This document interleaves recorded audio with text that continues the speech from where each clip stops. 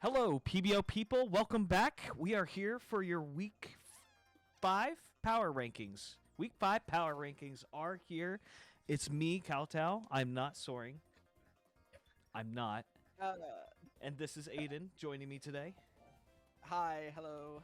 So, Mr. Aiden, what are we going to be covering today? What div are we going to be covering? Well, I mean, I don't know if y'all can read. It's pretty wide known fact that draft players can't read. I feel like that's a pretty wide majority of our audience. This is what But we're here for. on the title slide, it does say Neon Power Rankings. So it looks like we're doing it for the Neon division today. That took a lot out of me. I don't know if I can read much more today, man. I'm gonna be completely honest with you. Well, that's what we're here for today. You don't have to read anything because we are here to break it all down for you. We have extensively examined everybody's games over the last 4 weeks. I promise. This is not done on a lack of sleep, on a whim. We've gone through every single game, watched every single one, analyzed turn by turn, and created a in-depth analytical power rankings of where every Neon team should be. We've done the work. Okay. I think we can we don't have to delay any longer. We can go right ahead and get into our first team, which is going to be going right in with the Melbourne Metronomers. So we started off the season not very high on this team, if our viewers will recall. The structure of this team we weren't really too sure on. There were some changes made. We can go over those here in a little bit. But as far as the results have shaken up, not the season that you would have hoped for so far. I think a lot of the games have just been kind of just out of reach, maybe just missing either some of the right sets or some of the right pieces. Your initial game against Belfast was a little rough. That one, I feel like he just kind of got picked apart a little bit. And then it's gotten... Yeah.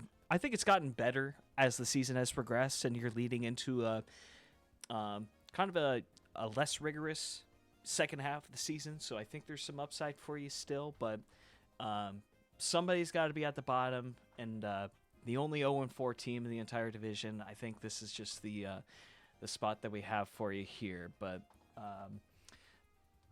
that's... Aiden, what do you think there is from this team? Yeah, so, I mean...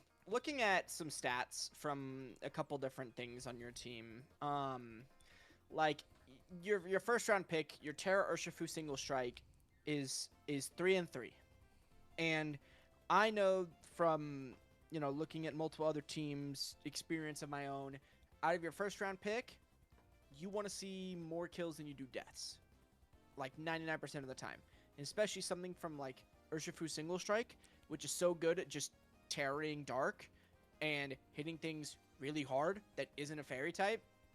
You have the pieces to take care of fairy types. You got Gengar, which is really good at handling those. Fortress, which is a fortress. You've got Skeleturge, which resists fairies. Like, you got Weavile, who's just really strong and can hit fairies pretty well. And it seems like you're just not playing into the things that are gonna break open the games for like your cleaners or or the things that will end up just sitting on what you do end up killing in the mid game. And so I think that's what seems to be your struggles so far in this, and that maybe you're just not super comfortable with the team yet. Maybe you're still like figuring stuff out. Yeah, it definitely seems like the first half of the season hasn't gone the way you had planned it. Yeah, I when you mentioned like just going Terra Dark with single strike, I think that's been part of the reason that this first half of the season has been so tough, because it seems like most of the opponents have just played around like your top offensive pieces, two of them being Weavile and single strike, want to spam dark moves, so they just Terra Fairy or Terra Dark, whatever type that they need, to make sure that they do as little damage as they can, and they can either revenge kill or just kind of set up in your face and retake momentum for themselves. I think that's been one of the things that your opponents have kind of capitalized on, is the predictability of something like a single strike. You have kind of shaken up some of the Terras that you've done, I believe. But I would say going forward, it's going to be you're probably going to need some help from Gliscor a little bit more. I like the potential of Double Dance Gliscor, especially with it being Terra.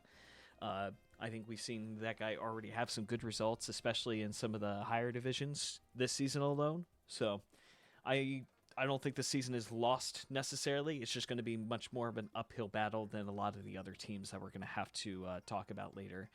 Going to be a lot more to do to kind of claw your way back into this, but I don't think that there's any hope lost with this. Okay. Well, Aiden, you have any more to say on that? We good? I don't have anything else. No, I think we're good. Okay. Well, I think we're ready for number 13. Aiden, I'll let you take it over for the Caborca Gengars. Yeah, so you in your most recent week, you did get a 6-0 with Hawlucha. So that has bumped your differential back to a healthy number for being 1-3. Makes your kill leaderboard look pretty good. Hawlucha, does things yet again in another season of the PBO. However, I do think that the games you had played previously, 2 other not necessarily like top half teams, and then a really good team in the Sydney Sylveons. I do think those probably should have been closer. But I think it's possibly just that you're not utilizing your pieces correctly, or something along those lines. Like maybe Gouging Fire should have been, utilized a little better, or maybe Corner Pawn should have been used in a little better offensive role. Because right now those guys are 0-0 and 1-1, which is not very good. Rillaboom is also 0-3. Not something you really want to see from something that can come in, click Banded Woodhammers, Banded Grassy Glides, do amazing damage, and then having only a kill on Magnezone, a kill on Clodsire, and a kill on Gouging Fire for your only other kills this season is not very promising. So I think that you might be relying on too much on Hawlucha, and the rest of your team is failing to pick up the slack, or maybe there's something in the prep that's just going wrong, or the play, but definitely not the start to the season you wanted. Yeah, I think if we're talking about before week 4, we want to focus on the first 3 weeks. I do think this team was kind of exposed for not really having the synergy. The synergy is pretty obvious between a lot of the guys that are on this team. Rillaboom covers the ground weaknesses for several of your guys, like Magnezone, Gouging, Tinkaton, helps out in that department, then adds the recovery to something like you previously had Terra Hydrapple on this team, and you traded it with Richmond for the Orgerpon, and then Hawlucha kind of took over in week 4, so that Orgerpon hasn't really had an opportunity to really present itself. Hopefully it does at some point later this season, but I think on paper, we discussed this earlier with our initial ranking, the synergy is there. It's just I think the initial power level of this team is quite severely lacking. I think less so with now Orgerpon being here, being able to just kind of rip some cudgels and poke some holes in this team for Rillaboom or Hawlucha to kind of take advantage of. And you have some good defensive pieces, but in somebody like Sydney's case, where there's just so much immediate power, or they were able to take advantage of some of the synergy that you thought your team benefits from, also happens to benefit the other teams. So that's something to take a note of, especially on a Rillaboom team or any terrain team for that matter. It's anybody can benefit from that if they plan right with it. But you trade away Hydrapple week 3, week 4. Corner doesn't really come into that much of a prominent role because Hawlucha does take the sweep we know, especially from last season, just how good of a Pokemon that Hawlucha can be when it has the right tools around it, being Terra, Terrain, just having the threat of doing something like that on any given week, and it proved that week 4. I think that's been the one saving grace, is that performance against Belfast up to this point. The rest of the season, your outlook, you have quite a few tough matchups. It's going to be quite a Herculean effort in order to kind of pull something out of the remainder of this season. But I am looking forward to seeing if there's anything that can be done with this team. Because I don't think it's a bad team on paper, but I think it's just going to be one that requires a lot of creativity and a lot of skill to pilot. And I think we'll just have to see if that can be the case going forward here. But at least Hawlucha's there. Before we go on, this is not going to be in the recording once whoever edits this. I need to go let my dog out. He's whining at me, very much so. So I'll be right back if you just want to like pause your recording or something, because I know that that's something you can do. Well, don't stop the recording. Yeah, just pause. But at least you have Hawlucha on the team, so you do have the. If there's one thing that I can say that can take this season and turn it into a positive one, that's your guy. Just got to ride him out to the end. So I think with that, we're going to go ahead and progress into our next team, which is going to be the Fredericton Froakies. So we have a team where last season, and correct me if I'm wrong, but they didn't. They went 0-8. Was that right? No corrections needed here, Captain. Let's go. So you start off the season with a big 5-0 against the Caborca Gengars. Clap and a half to that. So we started off really good. I thought that game was played decently well. And then we haven't really produced anything here. You got the head-to-head against Caborca. And then you had some really tough opponents, actually. That's one thing to consider. These were tough opponents between Ottawa, Richmond, and Sydney. All three of which we have in our top half up to this point. So they've all been around the block. They've been around the block. They know they know a thing or two.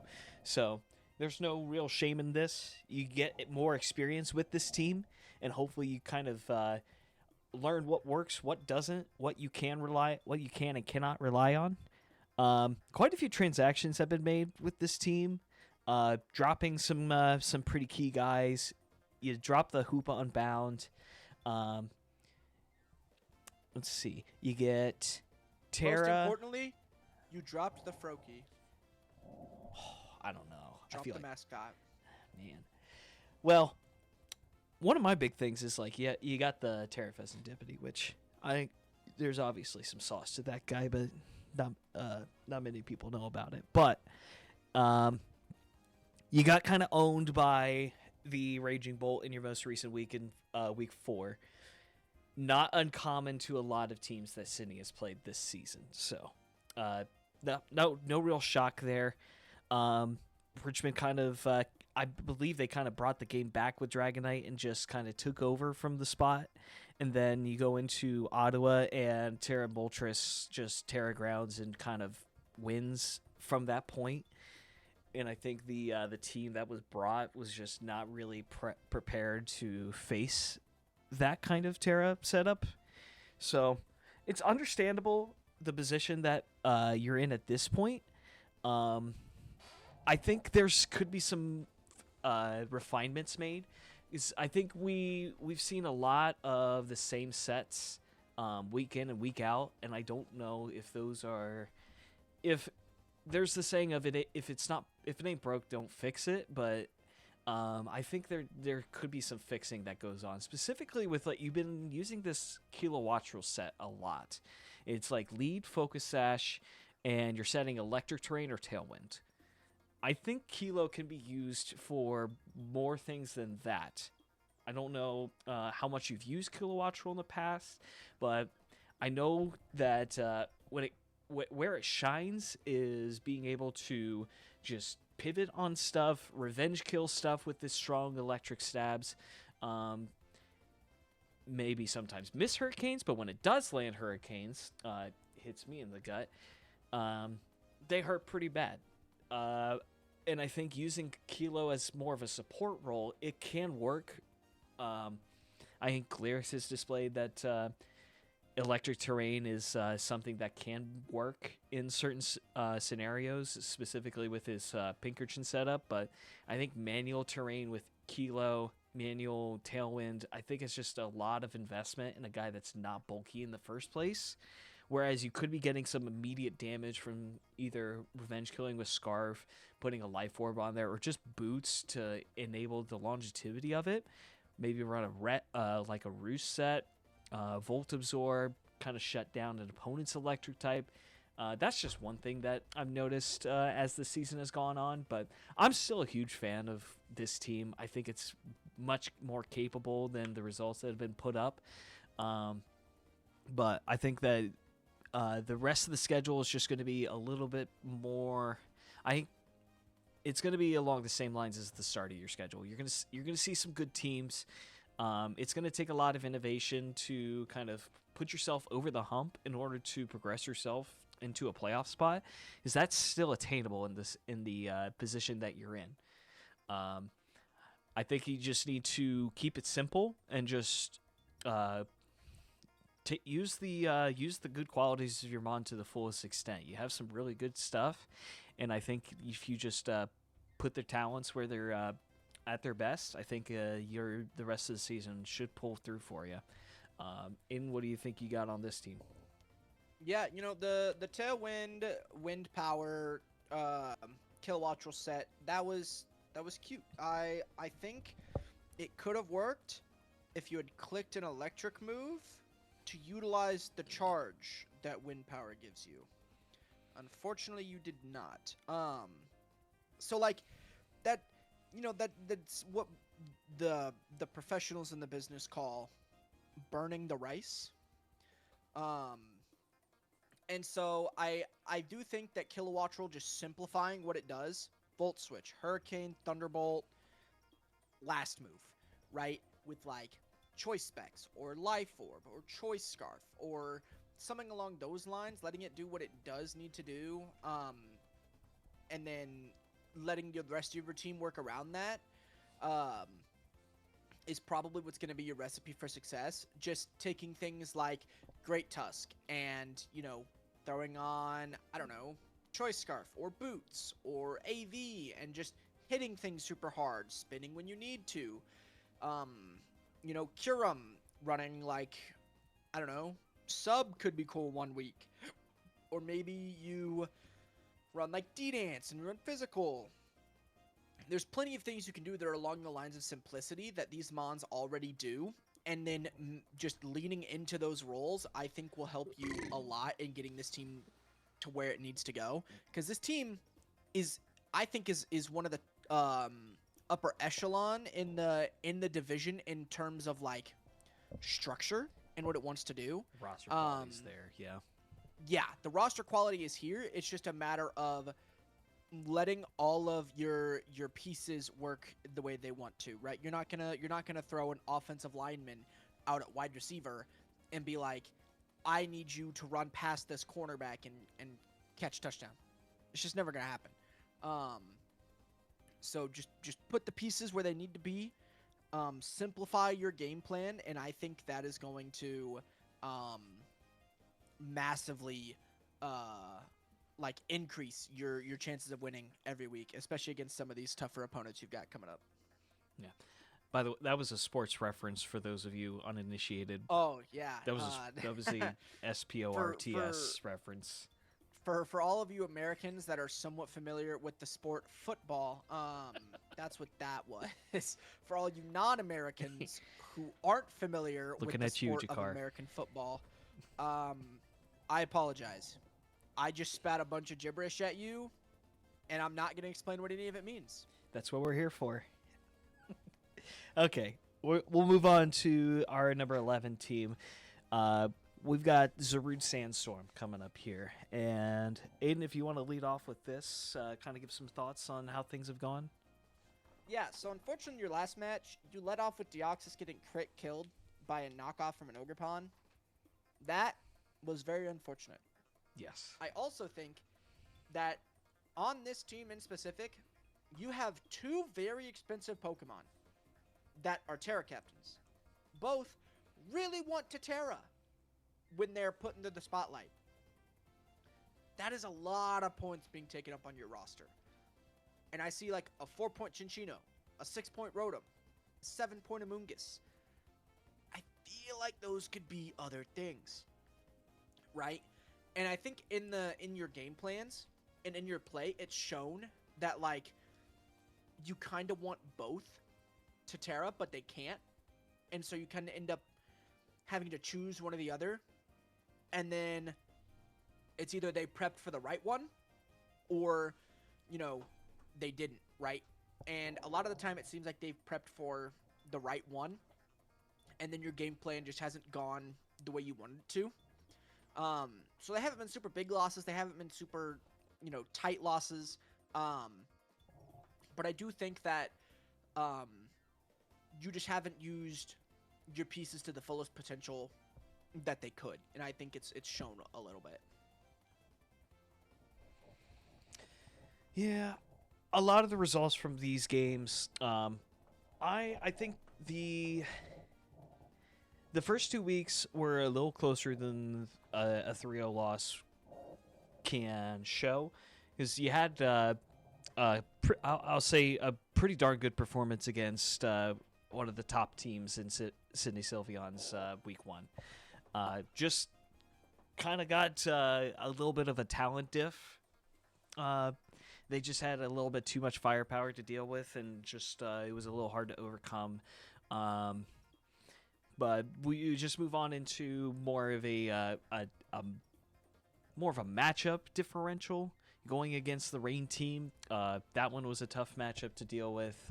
You picked up T-Tar, and that was able to kind of do some Sandstorm shenanigans to throw them off the rhythm, but losing Amoonguss really early did put you in a pretty big hole, so that was something that was a little hard to overcome, and eventually got overpowered by the water power of this team. Between Barrascuda and Palafin, it was just a little bit too much to overcome since you lost that Amoonguss super early. You come into week 3, and it feels like the Zarude has finally come online. You get a really big week from it. Get some points on the board. You get your first win. Feeling good, and then Carolina comes in and kind of sucker punches you. Especially that Orgerpon. I think that crit from that knockoff really just threw the vibe of the whole match off. It feels like as soon as that crit, the crit heard around the world, I'll call it here. That kind of just threw the entire game plan out the window. The Bloodmoon was able to take your T-Tar out, and thus Excadrill wasn't able to take advantage of any kind of speed boost or Sand Force. The exact set I'm unaware of at this current moment, but after you lost the Rotom to the Incineroar, Iron Hands was just super free and able to just take advantage of anything you were throwing out. And then the Lucario at the end, Terraflying, expecting the Drain Punch, and then getting hit with a middle ground Thunder Punch. It was a tough result. I think to Aiden's point, talking about the team structure, it is just the direction that the team has gone, where you have a really, really good Terra Captain in Zarude and another really good Terra Captain in Drill, where both are really expensive.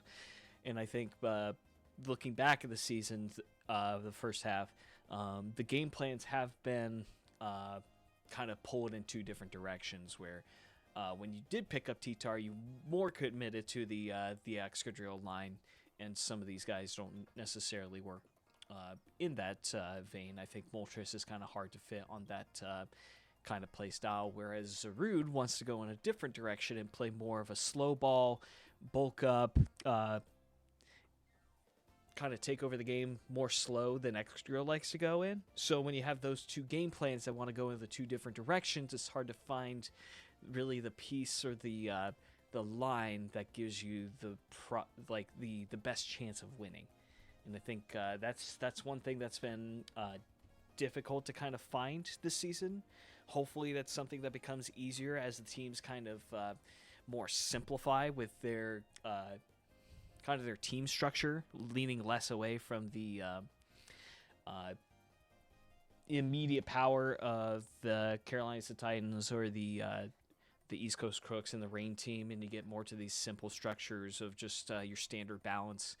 That's kind of where Zarude more so thrives in these gimmicky all or nothing type of teams. So I think there's still room for improvement, more room to grow into the using Zarude, learning what works well for him. I think once you get that under your belt, things are going to become a lot simpler to understand. Excadrill can kind of fit where it needs to. Pieces just need to come into play here. They just need to kind of fit together a little bit better, and I think that's where you're at this point. Just kind of a identity crisis. Sometimes separation is a good thing, but sometimes people can figure it out, and they can end up raising the kids both together rather than having shared custody. So hopefully that's we don't see a divorce like that. We always love teams that stick it out to the end, but hopefully you whatever is best for this team going forward is found. I still think it's a really cool team for what it's worth. I love a lot of the guys that are on here.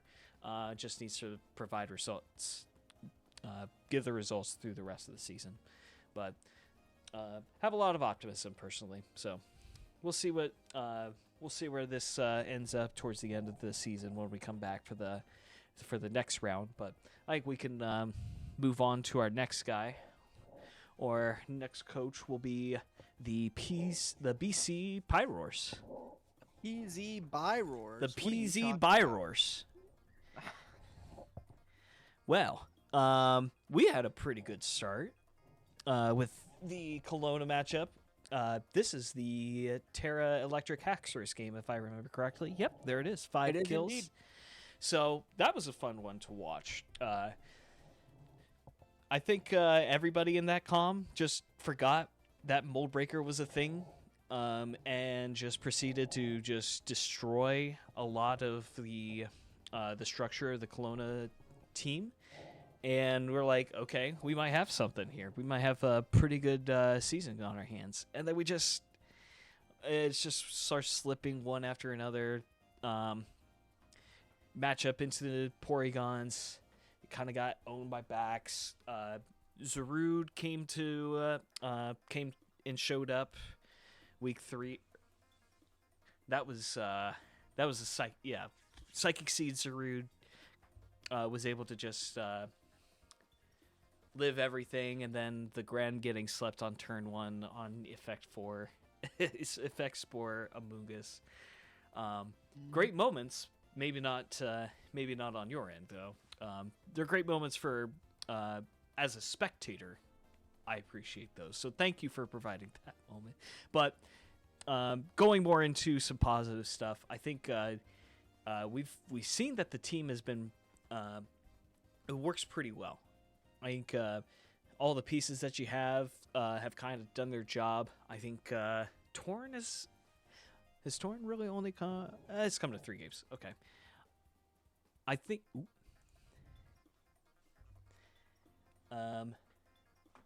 Let's see. So Torn's come to 3 games. The results just haven't really shown up up to this point.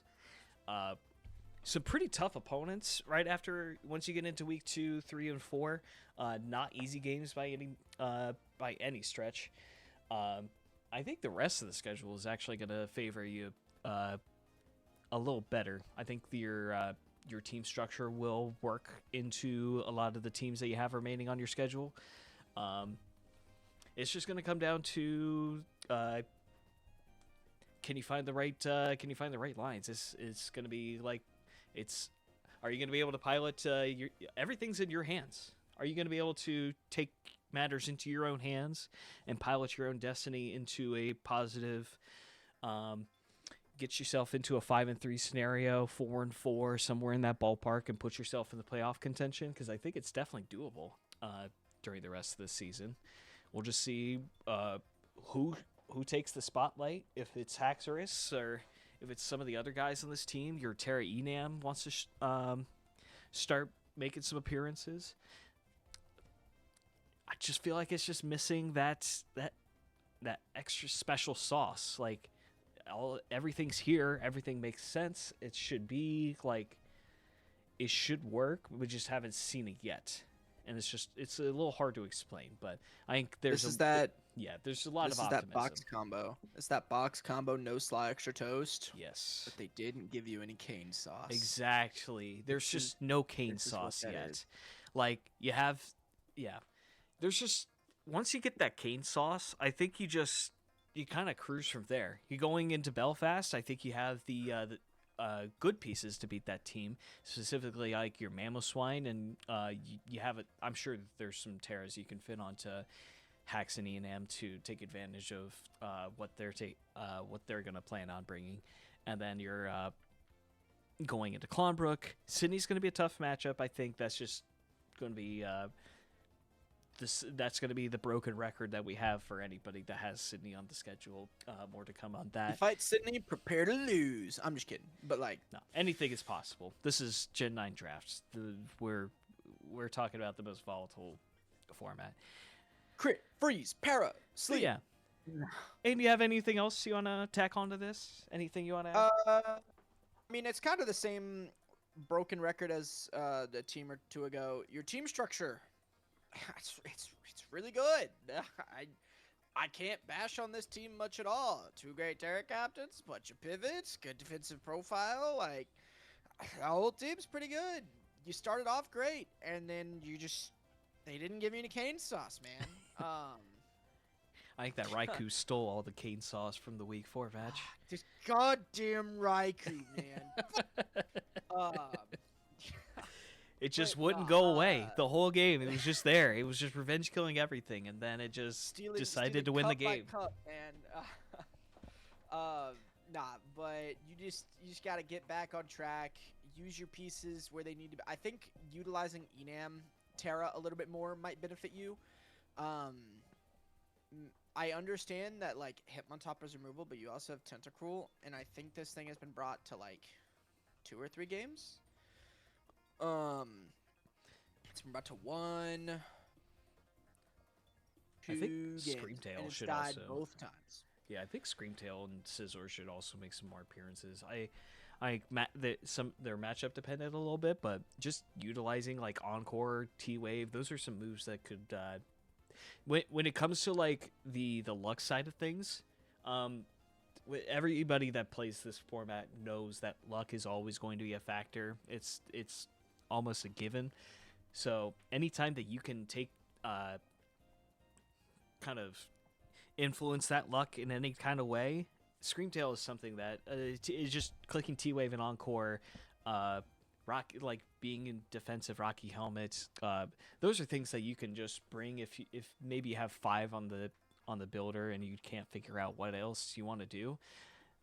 I don't think there's anything wrong with just throwing on like a support Screamtail that can wish and just baton pass into the next guy and spread T-Wave so that the rest of your guys like Mamoswine or Hax can just come in and poke some holes on guys that they normally wouldn't be able to outspeed. So that's just a quick thought that I had. Yeah, Okay. I got anything else? All right. Well, we could go into the number 9 team. We're getting closer to the top half here. We're gonna go into the Kelowna Kricketunes. Okay. Yeah. This team still, I'm not a super big fan of the structure. You've made it work so far. And something that we have to point out, contractually obligated. You've played your week 5 game. this wasn't supposed to have happened yet. They are 3-2, but we're not counting the win over Gage, the Carolina Cetitans, into our rankings, so that doesn't count. Ignore it. Don't worry about it. You don't get extra points for being responsible. Exactly. Stop playing early. I'm kidding. Stop playing games. Yeah, you know what? Stop scheduling games. Boycott the PBO. No, but like you've got some really good pieces here. You've got Quaquaval, Sneasler, Iron Moth. Like all of them are putting in their work. 7 kills, 8 kills, 2 kills. Like Thunderous has a kill, which was an interesting set. Your bulk up, Super Slell, knockoff, U-turn set. If you're gonna run bulk up, you might want to throw on acrobatics or into the Donphan matchup, maybe run Grass Knot mixed. But you know, he ended up winning, right?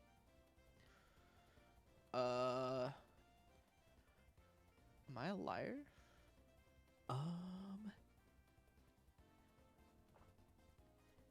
What? I can't find it. Help. Nah. Okay, just cut the thunderous part. That was a incorrection on our side. We're just gonna move on to the next thing. Ready, you go. Yeah, and so you've got great pieces here, good pivot, good defensive core. You're winning games, you know. At the time of, you know, at post week 4, not week 5, you're 2-2. Took a big loss, had some close wins. I think you have what it takes to make the playoffs and maybe even make a run in playoffs. But I think one of the biggest limiting factors will probably be your team. And who knows? Maybe you prove us wrong. You know, maybe this team just does so well at handling all the other teams. Maybe you just go on to the finals and win. Who knows? But you know, you're here in the middle of the pack with a lot of the other 2-2 teams. And I think there's just been a head-to-head or a play here, a play there that's cost you a few spots in the power rankings. But I think you fix up those, and you know, you could easily climb 3-4 spots. Yeah, I could easily see this team finishing like 5-3 very easily. Easy, yeah. Yeah, but I can see a couple wins mixed in here. Maybe throw in a loss and finish out the season 5-3. Wouldn't it be crazy if it's 5-3 plus +1? I think that would. Wild. I think that would have to be if you went 5-3, it would have to be +1. But regardless, or maybe not necessarily. Anyway, I'm getting sidetracked. Aiden's already touched on the team. I'm not gonna really beat the dead horse at this point. The performances after week 1 have just been pretty good. You stole the win against the Grafaiants in week 2. You handled business in week 3, and then you ran into a more of a matchup problem in week 4. I think Clonbrook's team just matches up into your team pretty well. And then you stole the win against, never mind, that's blacklisted. We're going to talk about that in the next iteration of Neon Power Rankings. I'm going ahead of myself here. Doesn't exist. So, we're at 2-2. 2-2 -3. And there's really not like one guy here that's been really the star of the show. Like, is Sneasler, that's... Sneasler's at 8-3. Quacks, yeah, these two have been kind of doing their job. I've seen the unburdened Sneasler come every once in a while. Quack just doing what Quack does pretty easily, and then you have Glow King for support. All the team stuff we've talked about before. I think you're just looking for the rest of this season. You just go. The last 4 games, 3 technically, you can easily finish the season 5-3, maybe even a little better, going 6-2 potentially question mark. But Maybe 7-1. maybe we I'm a just liar. delete a loss. I'm a liar. Maybe we just delete the Clonbrook loss and just move on. Hack the PBO. Hack the PBO records. I believe in you. Clone, if you give me $15, I will delete that from the doc. Nobody will even ask twice.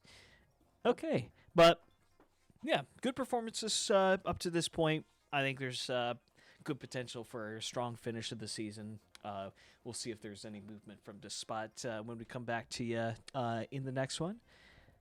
We're going to move into the top half of our leaderboard with number 18, the Carolina Cetitans, who we just mentioned just a little bit ago. The number 18. When did we add teams? The 18. Oh. I thought you said the number 18, and I was like, we went down, and we added teams. What's happening? Anyway. You've never seen a greater recording of Power Rankings in your entire life. They don't even know half the things that have gone on this session. But once again, we're gonna keep this condensed to the first 4 weeks. Week 5 doesn't exist. We're week 5 disbelievers. But up to that point, we have we're pretty lopsided on our wins and our losses. We're 2-2 plus 0. The guys you would expect to be the real stars of the show are here between Iron Hands and Bloodmoon, both leading the pack, and then your support pieces are kind of doing support piece things. Bundle hasn't really picked up any kind of like revenge KOs. I think that can change at some point, but one thing I'm looking forward to for the rest of this team when you picked up week 4 is your Terra Hoopa. I was thinking, looking into the matchup for week 4, which you ultimately did pull out the win, but like Hoopa in week 4 looked surprisingly like really, really good. I think there was like a Trick Room Hoopa that I was anticipating that was kind of hard to stop.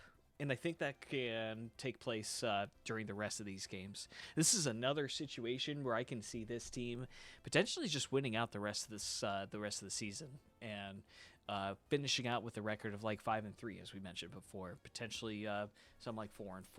I think there's good potential for the rest of the season. The losses that you've got taken to Sydney and Clonbrook. Week 1, I think, was just a little bit of learning how to use the guys and what works well, what doesn't. And then you took ownership of it in week 2. The Sydney game kind of picked apart a little bit. Another game where Raging Bolt just kind of took over after Blaziken broke up the rest of the team. So I would say that's just one thing where if you see this team back again in playoffs, this could be a very different story now that you know some of the things that they use to try and get into you with. But playoffs are for another video for another time. Aiden, what do you have going on for the Carolina Cetitans here? You know, Iron Hands and Ursaluna Bloodmoon sure are Pokemon, aren't they? They're very good Pokemon. 8-3 and 6-4. Pretty and nice. that's all they do. They just trade. They're getting kills. They're doing what they need to. Unfortunately, the rest of your team just isn't able to follow up on those trades, or maybe the trades are coming a little too late in the game. But I think a lot of the low points so far in the season for this team have just been maybe the team wasn't used correctly, or maybe a play here, play there went wrong, whatever it may be. But as Kauto was saying, I do think this team can very easily go 5-3, win out, rest of the season. Since there's a week that isn't spoken of, maybe you go 6-2, the rest of the season. I will say the Hoopa Unbound that looked good ended up not doing anything, unfortunately. Nope. Did just show up, but it showed up. Yeah, so far, you know, you're so even in the games that you've played. It's kind of funny actually. You lost 3-3 and you won 3-0. You lost 0-4. You won 4-0. So diff just isn't a problem for you. If if history repeats itself, then you'll lose then win, go 4-4 +0. That's still a good spot to make playoffs. Either way, I think this is a playoff team. I think it's one that's strong enough with a good enough pilot to go, make a run. And I am intrigued to see what this team does, and maybe Bundle can do something the rest of the season, because we haven't really seen it do anything in the other divisions. So maybe you can have it do something. Maybe we see Driftblim get usage. I don't know. I'm looking for talking points at this point. I got nothing else. Okay. Yeah, pretty cut and dry. Just 2-2 +0 up. It's a pretty number 8 team if I had to say anything about it. But on the other hand, the number 7 team, the New England Porygonz, there's a little bit more to talk about when it comes to this team, because we had this team a lot higher than where it is now. I'll tell you what. Yes, we did. Yep. So I don't think there's anything much to change about what we said about the team is what we said about the team. I don't think there's much to like, oh, we're having a moment of post Palafin clarity or whatever. This team is still pretty good. Structure wise, this is one of the better teams that we have. We're just getting into a lot of the meat and potatoes of the Neon division at this point when it comes to your standings and where teams are at. And this team is just we're at 2-2 plus 1. Yeah, 2-2 plus 1. Some good wins, some close losses. And I think the rest of the schedule provides more opportunity for more of the same, honestly. There's more opportunities for some good wins, and there's more opportunities for some close losses. There's also some opportunities for close losses and some opportunities for some big wins. With all that said, I think this team will do. I think this is still a playoff team. We still have it in the upper half of where we're at this point. Bax has kind of done some pretty cool stuff post week 1. Picked up a nice 5-0 victory into week 2. The Clonbrook game, your matchup into weather is a little interesting since you took your loss into week 1 against the rain team. You took your loss into week 3 against the sun team, and then now you're week 5. You're going up against the sand team. Not saying that there's a pattern or anything, but I'd be a little concerned if I had some superstitions. But that's just me. I would say that this team is pretty safe. You can pretty much count on this team to be able to finish out the rest of the season on a good note. I don't expect a dramatic fall off from this. Just they've had some good wins. They've had some hiccups on the road. Maybe more so like matchup than anything, but. I think Soaring is still learning how to use a lot of these pieces, but he's done it well to this point. Just about the results you would expect to find from somebody who hasn't played in a little while. So, yeah. What do you got, Aiden? Anything to add on that? Maybe weather is just going to give you nightmares. If that's all you lose to, though, this season, there might be something there. Record. 5-3 record, as we've said for the past 2 or 3 teams. Maybe there'll just be a lot of 5-3 teams this season. You never know. Maybe Sydney will pull out the manual sunny day. Everybody run weather into Soaring, and you'll win. He can't beat it. It's factual. Not true. That's just the facts. As far as we know, it's true. He hasn't played a snow team, though. And Belfast is not on the schedule, so we'll never know, I guess. Shh, we'll audit week 8. It's fine. No, but I mean, your structure is great. A little a little underperforming from where we thought you might be preseason, where maybe you thought you might be preseason. A few Pokemon, no, Charladon, that may be giving you nightmares. But overall, I think you've got what it takes to make a run of the playoffs, go 5-3. Whatever it may be, 6-2, who knows? You do have some tough games coming up, but with this team, I think you have the pieces and you have the support to help you to get what it takes to make it across the finish line. Okay. Nice and easy. Pretty cut and dry. A lot to say about this team. Run snow into this team because I have to prove my theories. Or sand, or sun, or sun, rain. Right now, it's 100% win rate for weather teams. Just saying. If you didn't hear that, 100% win rate. But number 6 team. Paying attention to the facts. That's true. We only speak facts on this broadcast. We don't ever mix up any kind of Pokemon that are not on any on a person's team at any given point during the season. That's not a problem with this team because the Belfast Grafaiants haven't made any transactions, so we can't mess anything up along those lines. But you know what they do? They give this is about as much of a cinema team season as we've seen so far. Come out swinging with a win against Melbourne Metronomers with a strong 6-0, just about as meticulous of a teardown as you can get. A close loss against Kelowna. I think that one was kind of stolen from you. You come back into the rain matchup and you kind of own it, honestly. Control it pretty well with the weather changing, and then you have the Arachnid. I believe Big Will thought it was going to be water absorb, and then when it turned out to be water bubble, he just wasn't prepared for it. So some pretty good prep on that end, and then Hawlucha comes in and just says, "Nah, I'd win." So that was a tough pill to swallow, but now that you don't have to face a Hawlucha for the rest of the season, knock on wood, you can pretty much go through the rest of the season feeling pretty confident that you can pull out a pretty strong end result for the season and go into playoffs with a good amount of momentum.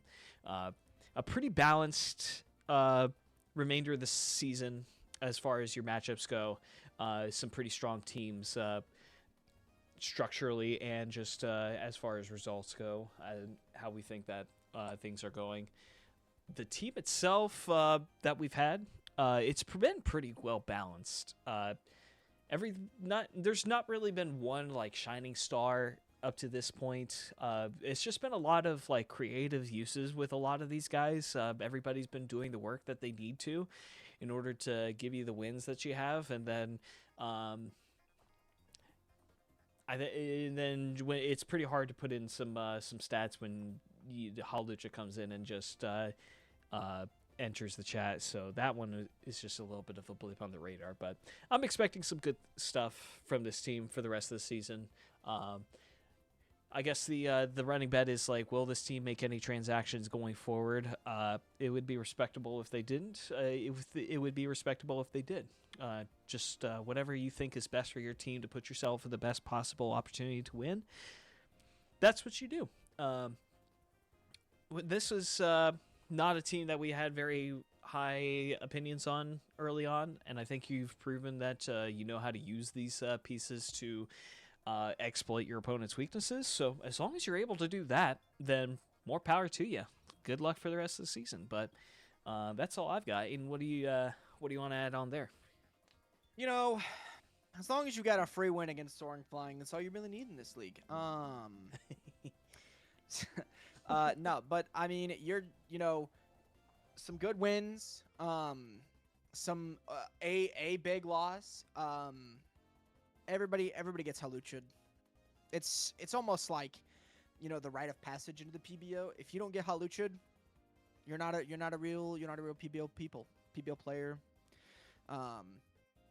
But no, he definitely hit the nail on the head with saying, like, we weren't super high on this team at the start of the season.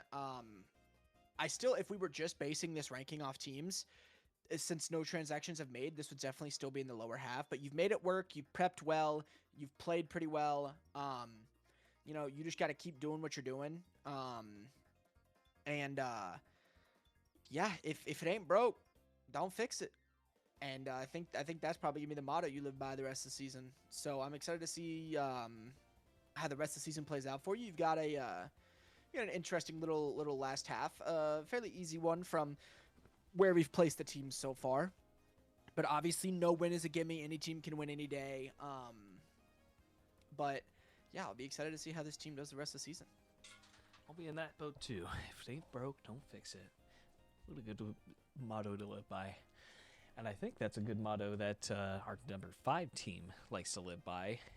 Just kidding. They made a lot of transactions. I take that one back. It's the Richmond Ragingbolts at number 5. Our first 3-1 team.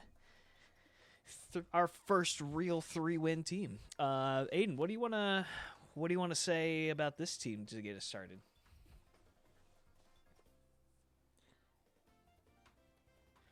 Yeah, so, I mean, you traded for Terra Hydrapple. That is an insane Pokemon. I really like that pickup. Went back to the Terra Registeel, a tried and true classic of this team for this coach. And then overall, I think you have the pieces to really make this team work and thrive. A lot of fat, a lot of just like things that are going to sit there, but also hit you really hard back. You've also got, your in-game sweeper that can do good, and Dragonite. You've got maybe a mid-game like thing that can set up and sweep, and Volcarona, cleaners and like Inteleon and Regieleki. So decent removal, really good hazards with Tinglu. Thing's a bitch, but yeah, you've played some good opponents. You've beat most of them. And I think as long as you just keep that up the rest of the season, 7-1, 6-2, yeah, I think that's a pretty solid record in your future. Yeah. If there's one thing that matters at the end of the season is if the column has a W or if the column has an L in it, and I think that's the track that you need to keep going forward. You just need to keep stacking up those W's. It may be ugly, it may be good, it may be a little bit of both. But if you just you keep riding out the momentum that you got, I know you just had a tough matchup into East Coast. Everybody, I feel like, has a tough matchup into East Coast that's not named Belfast. Yeah, tough matchup. But going forward, I think you'll have some more opportunities to regain some of that momentum before you got halted in week 4. 5 should be able to kind of regain that going into 6, 7, and 8. But yeah, I like the Hydrapple pickup. Big fan of that guy. Maybe we'll get some good luck with the Registeel back on the team. Yeah, not much to say from me. This good results. I like a lot of the guys are getting the results, and I think there's plenty of room for some good games going down the line here. Okay. Well, we're just going to go into our 4th team on this list, which we're going to pull up the Clonbrook Kyogres. So, Aiden, do you remember we had this team towards the middle top half, I believe. We weren't. That sounds right. Yeah. Yeah. This team has done one thing pretty well, and that's use the Sun guys pretty well. You have Terra Wake and Terra Venusaur have been doing some pretty good stuff. I believe Venusaur put in pretty good work in week 1. Lost the matchup into the Richmond, the head-to-head. And after that point, it's been you had a close match with New England. You were able to pull that one out, pull that W out, and then you got the W against Kelowna, and now you're looking into arguably, I would say, one of the more I dare say easier schedules. Nothing's a gimme, but I think this team should be able to ride this out into a fairly high win-loss ratio, honestly. This should be a team that should get a pretty high playoff seeding. I know somebody's going to come in and clip this, and it's going to be plastered all over Gen Chat, and I'm going to get railed for saying this, but the results have spoken for themselves up to this point. It's just a solid team. They made the right moves at the right times, and it's pretty cut and dry. A lot of these guys just work on Sun. Your Gambit has shown up when it needs to, and it's cleaned the games that it has come to. Yeah, not much more from me. This is just pretty solid up to this point. I don't think there's really been too many, like, oh, you did this. That's really bad. No, don't do that again. Like, it's just, like, you can afford to experiment with some guys every once in a while, but what you've been doing is working. Just keep on doing it. I think you'll be fine. And what do you got? Sun is sun. You know, sun Put that is on sun. a t-shirt. You pick up your Torkoal, you pick up your Venusaur Walking Wake, and then that's all you really need, man. It's just those three. Trying to stop those two Venusaur Walking Wake is already a tough task for any team that isn't Rain. And then on top of it, you have Roaring Moon, and then we're gonna ignore the Chi-Yu because it, quite frankly, has not come to a game. It has done literally nothing except be on the roster. So, Freeloader Chi-Yu. 15 points for something that hasn't come to a game seems like a little bit of a waste. So maybe if you can get something else that like is either sun-centric or doesn't need sun, and you can run like a non-sun week, you know, maybe do that instead. But, you know, there's a King Gambit here that's Terra too. That's going to do something a lot of the time. And then you just got defensive backbone. Aloe DOD is kind of crazy, along with Wheezing G. Sun be sunnin'.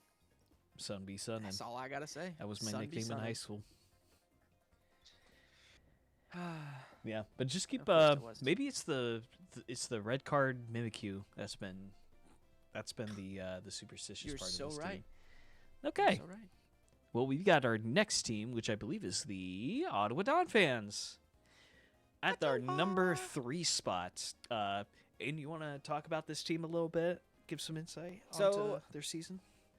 This is another team that I believe we had middle to like mid to high tier at the very beginning, just because there's a lot of mid-tier Pokemon. Not the Pokemon themselves are mid, but points-wise, a lot of mid-tier Pokemon. So your roster is pretty well rounded, but it's also like not one that's gonna like, you know, blow anyone out of the water or really underwhelm anyone. It's just kind of, you know, mid.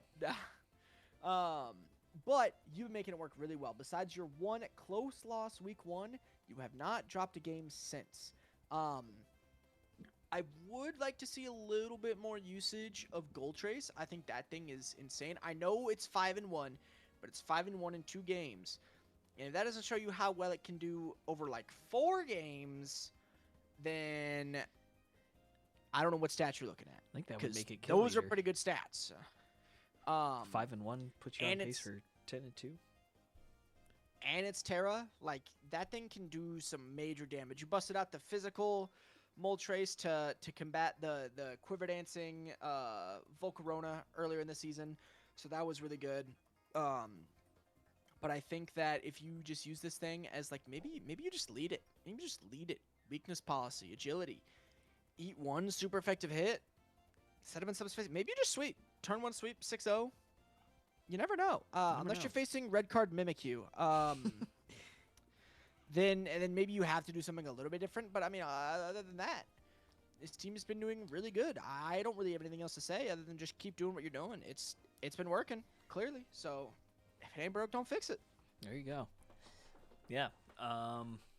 Another team where like the team is more middle of the road as far as like power level, the amount of points invested into a lot of guys, but the results are there. Just one close loss, and then you've been winning, and I don't anticipate to stop. Obviously, pretty big roadblock coming up week 5. I think if anybody should be able to have something to say about that, it's your team. I think you have some pretty good guys that can take advantage of some of the weak points in that team, but obviously that remains to be seen. But after that point, you just run weather in week 7, and then I could see this team going undefeated after week 5 here. Another possible opportunity at a 5-3, 6-2 team. I think that's very possible at the juncture that we're at. Pagos has been doing. I think it was a rough start early on into the season for your Pagos, but I think you're starting to catch on to what it does pretty well. So hopefully we'll get some more results on that. I guess it just didn't even have an opportunity to do anything week 5. That Goltris just kind of took over, which I would have to agree with Aiden on. Goltris should get a lot more love. That thing could do a lot of things pretty well. Just depends on the matchup, and a lot of times the matchup is pretty good for it. Just got to find that right terror type. Yeah. A good outlook for the rest of the season.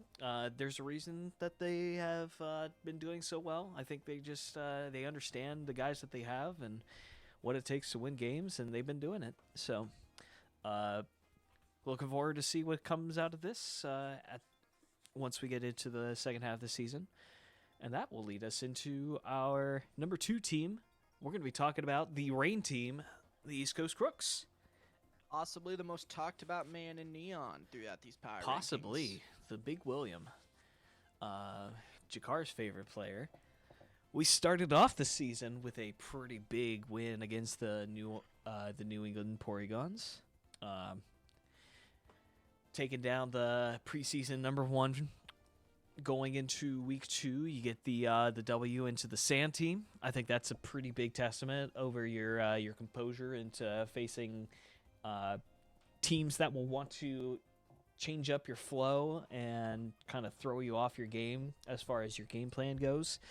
I know we harped on this team quite a bit during the preseason power rankings about the structure of the team, and that's something that was changed. You did pick up the Overquill again.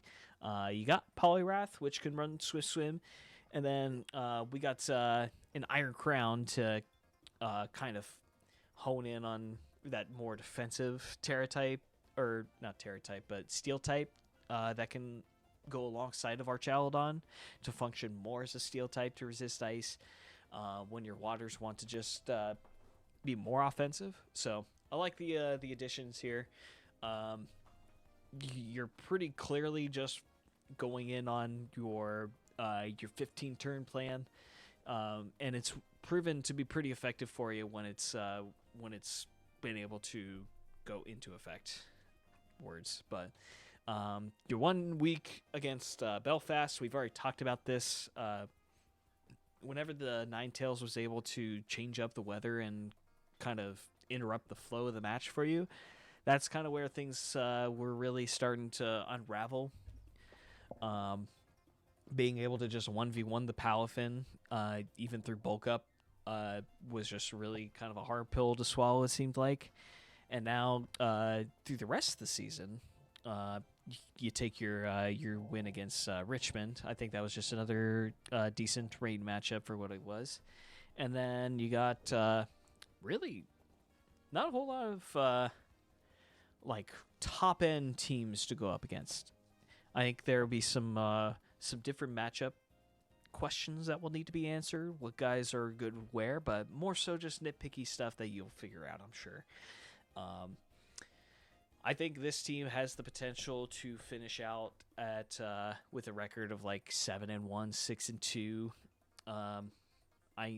If there's any team that can win out the rest of their games, this is probably one of them.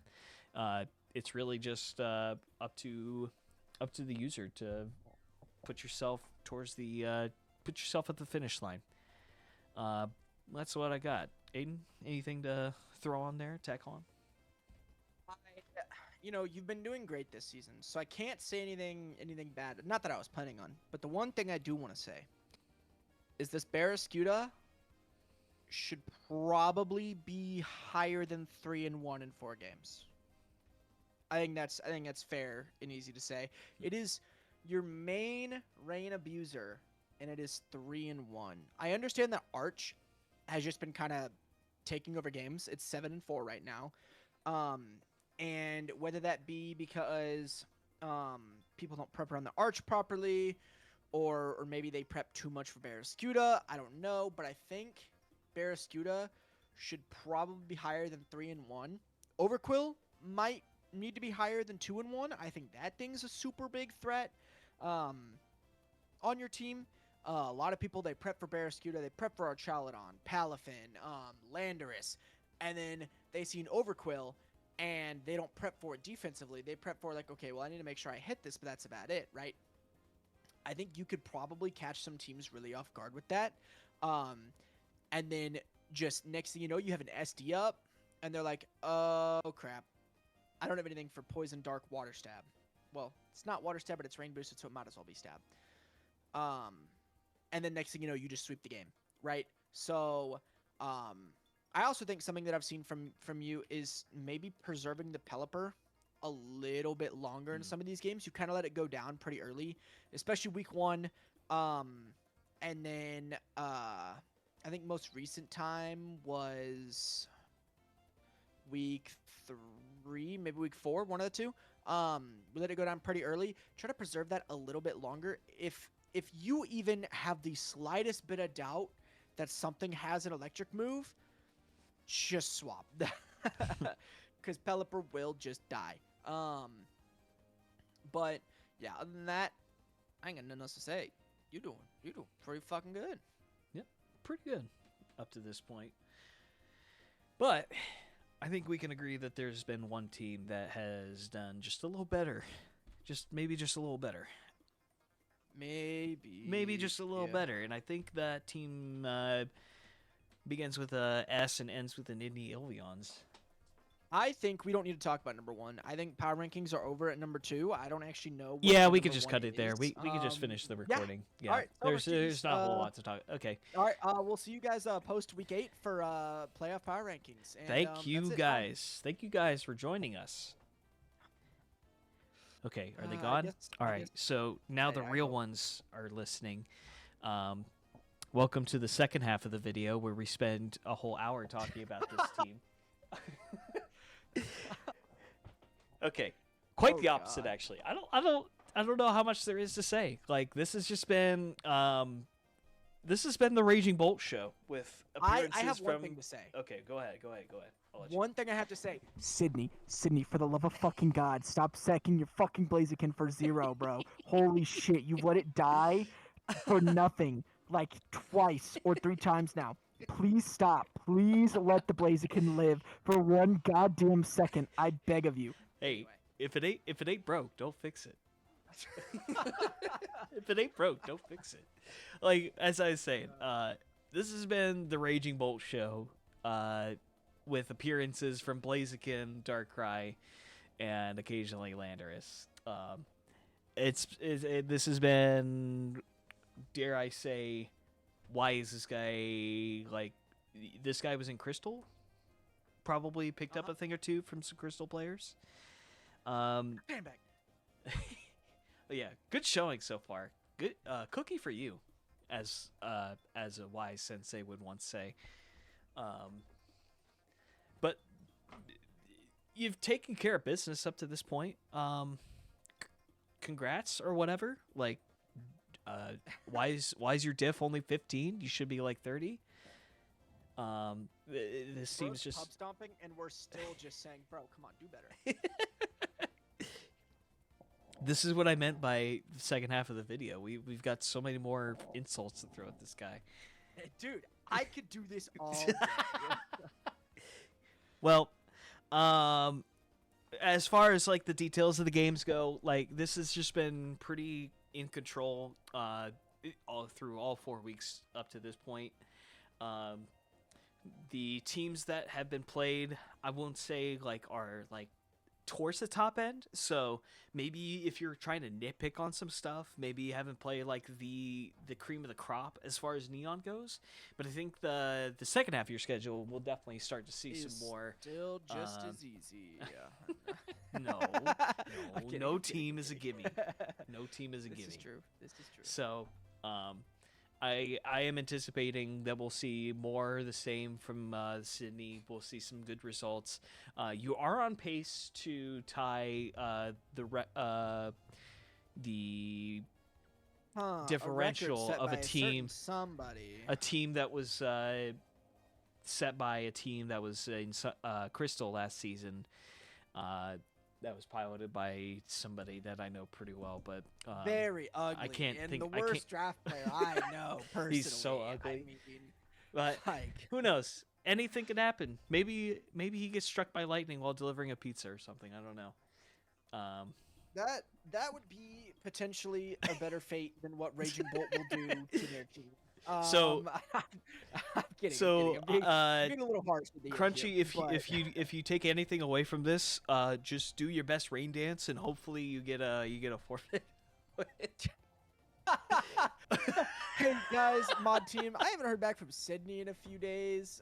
It's Sunday. I gotta go to bed in a few hours. Like, is there anything we can do about this? Right. No, but I've been being a little harsh. No, this guy, he's been playing well. He's been doing what he needs to. No game is a gimme. However, the last half of your schedule is very similar to where we've placed teams in the previous part of this ranking. A lot of them are in the lower half. You do have Ottawa, which is your toughest test yet. Then you have Soaring after that, which is also a fairly tough challenge. But with how you've been playing so far, I don't necessarily anticipate anything super crazy, any 6-0s or anything like that, but you've been playing well. Your team's been performing the way it needs to. Who knows? Maybe you end the season 8-0, maybe you end it 7-1. There's really no telling. But if there was any point where I think it's just such a clear difference between the other teams and the next team above it, I think it's here. Like the bottom half was all fairly tough to rank them, especially the middle and the top end. It was okay, well this person could be here, this person could be here. Okay, well who's number 2, but this team and this team could be there's a pretty clear cutoff, I think, at number 2 between number 1. And I think it shows in the play, the prep, and just overall how the standings shape up. But yeah, that's all I got. Okay. Well, thank you guys for joining us. This was fun. We'll see you again for Week 8 Power Rankings pre-playoff. Hopefully we'll see some good games from everybody the rest of the season. Hopefully we'll get to calm some good stuff. And make sure you guys give some love to the Helsinki Jellicent Club yet again. Oh yes, making another beautiful layout that functions super well, shows everything we need for power rankings, because this is brand new, baby. Neon, you're the first one. This is the first showing of this brand new high-tech power rankings display. But yes, thank you guys for joining us. This was fun. Be safe during thunderstorms. Do not get struck by lightning. This is a public service announcement. We don't need people forfeiting games because they got turned into a potato chip. Although I wonder how that would. Have you ever tasted yourself after you got struck by lightning? I can't say I've gotten struck by lightning, so no, I can't say I have. The pre-qualifying question was answered. Okay. Yep. Thank you guys. We'll see you on the next one. Good luck for the rest of your season, and can't wait to see what happens. Bye-bye.